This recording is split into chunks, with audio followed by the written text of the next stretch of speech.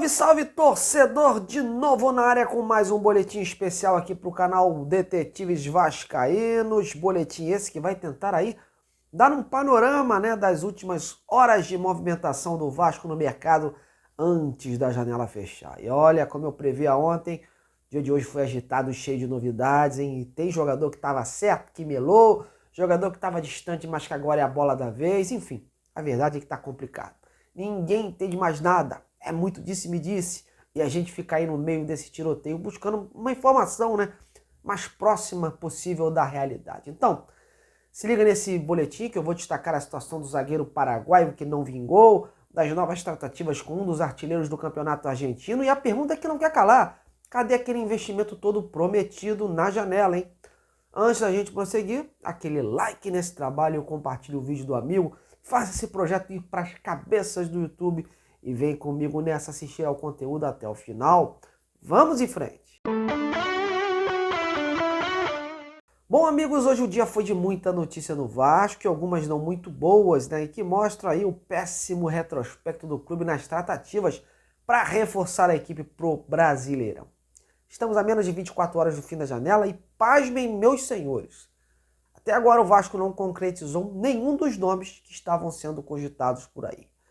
No início da tarde, tivemos a confirmação do desfecho de um deles, e que ontem estava praticamente sacramentado: o zagueiro paraguaio Robert Rojas. O fim das negociações caiu como uma verdadeira bomba. Jogador, empresário e os clubes já haviam alinhado todos os detalhes. O jogador estava com viagem, inclusive, já agendada para o Brasil, e do nada a negociação melou. E para piorar, até o momento não tivemos uma informação plausível, né, precisa para esse desfecho negativo. A primeira justificativa que circulou por aí foi de que o River Plate, né, havia feito uma exigência no sentido do zagueiro estender o seu vínculo com o clube argentino para que pudesse chegar aqui por empréstimo para o Vasco, né? Mas o atleta não teria concordado com essa situação, e aí o River bateu o martelo, decidiu encerrar a negociação. Porém, a outra versão da história, e essa inclusive foi a que mais predominou aí entre os colegas da imprensa argentina com quem conversei, foi de que o Vasco mudou de última hora as condições do pagamento que faria o River para ter o jogador. E o clube argentino, no caso, optou por não prosseguir com o empréstimo. Enfim, como eu trouxe das minhas redes sociais, fiz questão de esclarecer essa situação, até para que você, telespectador e torcedor do Vasco, pudesse saber da verdade e do que realmente está acontecendo. Fui tentar ouvir as duas partes, né, os dois envolvidos da situação aí: o River Plate e o empresário do atleta. Eu procurei o Ignacio Villarroel, vice-presidente do River, e o agente do jogador, o Diego Serratti. O dirigente do River leu a minha mensagem e a ligação, mas preferiu não responder. Já o agente não quis se prolongar no assunto. Ele até me respondeu, mas apenas disse que a negociação caiu e ponto. Enfim, e aí, torcedor? Fica a seu critério avaliar, né, com base nessas justificativas, o que pode ter acontecido.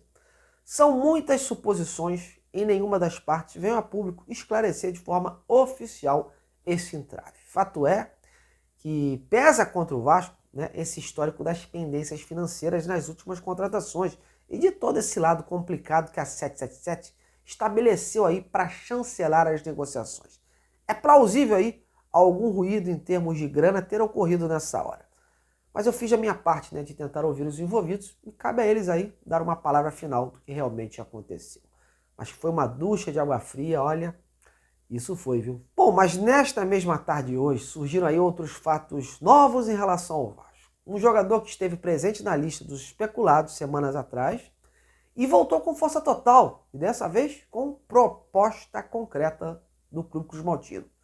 Trata-se do atacante Pablo Vegetti, esse aí de 34 anos, um dos artilheiros do campeonato argentino pelo Belgrano.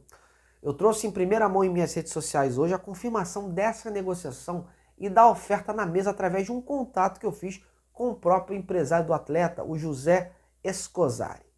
Eu perguntei a ele se já tinha recebido uma oferta do Vasco pelo jogador, já que circulava na Argentina essa informação, e ele sinalizou que sim, que havia tratativas em andamento, e ainda revelou que estavam sendo feitas por um dos representantes do técnico Ramon Dias do Vasco, que vem auxiliando o clube nesta janela. Abre aspas, sim, há a oferta, mas quem gerencia isso é outra pessoa, o representante do técnico, creio eu. Fecha aspas.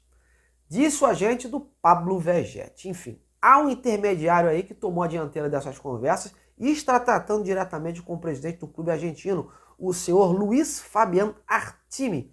Inclusive, até antes de eu entrar no ar, eu tentei exaustivamente contato com o mandatário do Belgrano, que não me respondeu como estavam as tratativas com o Vasco. Inclusive, cheguei a falar com o diretor de futebol de lá, o Diego Merlino, que me revelou que ele não estava gerenciando essa operação. Não é ele que cuidava disso, era só com o presidente mesmo. Enfim, nessa hora um joga pro outro e ninguém quer falar nada, né? Lembrando que o jogador estava acertado com o América Mineiro, que fez uma oferta na casa dos $400 mil pela cessão definitiva do jogador. Porém, não houve o aceite do Belgrano, que naquela ocasião pediu $1,5 milhão. Lembrando que o jogador tem um contrato até o final de 2024. E essa mesma cifra de $400 mil, né, faz parte de uma cláusula de rescisão que vai começar a valer somente a partir de dezembro, quando ele terá então seu último ano de contrato com o clube. Para sair agora, antes de dezembro, tem que negociar com o Belgrano mesmo o valor. Cogita-se na Argentina que o Belgrano tenha pedido aí uma compensação na base de $1 milhão. Porém, fica a dúvida, né, se o Belgrano aceitaria um parcelamento ou o dinheiro à vista, até porque a gente sabe que o Vasco vem enfrentando problemas nas negociações, né, justamente nessa hora H, são coisas recorrentes. Mas a situação é essa, meus amigos. A última vez que eu falei com o representante do jogador, mais ou menos por volta das 19 horas, ele não me deu muitos detalhes de como estavam as tratativas, apenas disse que estava avançando. Veremos, né? E aí, depois de mirar a negociação pelo zagueiro, você acredita que o Vasco vai conseguir trazer esse atacante ou considera uma cortina de fumaça? Deixa aí a sua opinião. E por conta de todas essas dificuldades, tanto financeiras como pelo lado das condições das tratativas, fica até difícil imaginar, né, que o Vasco tenha essa ousadia de oferecer cerca de $1,5 milhão pelo atacante Diego Costa. Mas as informações que chegam são essas, que o Vasco apresentou uma proposta tentadora ao atacante de 34 anos. Porém, para o Paulo Brax ter que viajar daqui até Madrid para tentar fechar com o jogador, mostra bem o nível da dificuldade que está a situação. Só que, pelo Diego Costa ser um jogador livre, essa possibilidade do negócio ser tentado mais adiante com menos pressa. Porém, meus amigos, esse não é o maior problema, né? Para a posição que o Vasco está hoje, já era para todos esses possíveis reforços estarem treinando aqui, já indo para o campo. O Vasco não pode se dar o luxo de ficar esperando, né? Por isso considero um erro grande essa situação. Um dos muitos erros, aliás, desse planejamento que foi traçado pelo Departamento de Futebol. Mas por hora não temos novidades nesse assunto do Diego Costa. Apenas essa tentativa de fechar com o Diego, né? Se vai conseguir fazer a cabeça do jogador aceitar uma volta ao Brasil nessas condições que o time está, são outros 500.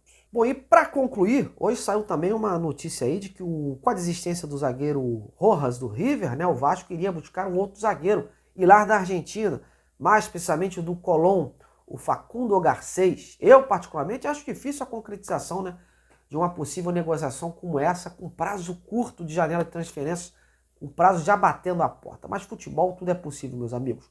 De qualquer forma, até o momento em que eu gravava esse vídeo, eu não havia recebido a resposta dos dirigentes do Colón sobre uma possível oferta do Vasco. Eu perguntei ao presidente do clube e ao vice-presidente. Estou aguardando. Caso me respondam, coloco em minhas redes sociais, no @Detetive Vasco, Twitter e Instagram.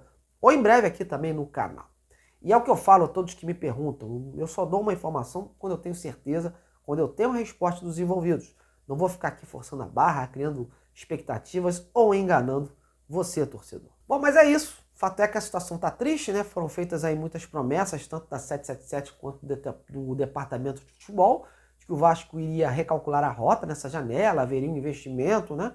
O clube mesmo vendeu alguns jogadores e conseguiu acumular verbas, porém, no papel até agora, a gente não tem fato novo. Só mesmo negociação batendo na trave ou encerrando nos acréscimos. Vamos ver se com o artilheiro argentino aí a coisa avança. Não é fácil, né? Tem questão de grana, documentação, tempo, mas tudo é possível. E você, como é que tá vendo essa janela do Vasco até agora, hein? Se sentiu enganado, se sentiu iludido, esperava mais, enfim? Comente aí embaixo do vídeo para a gente poder interagir juntos. Bom, meus amigos, estou indo nessa. Valeu demais pela sua audiência. A qualquer momento eu volto no canal com outras notícias do Vasco. Um grande abraço e até lá!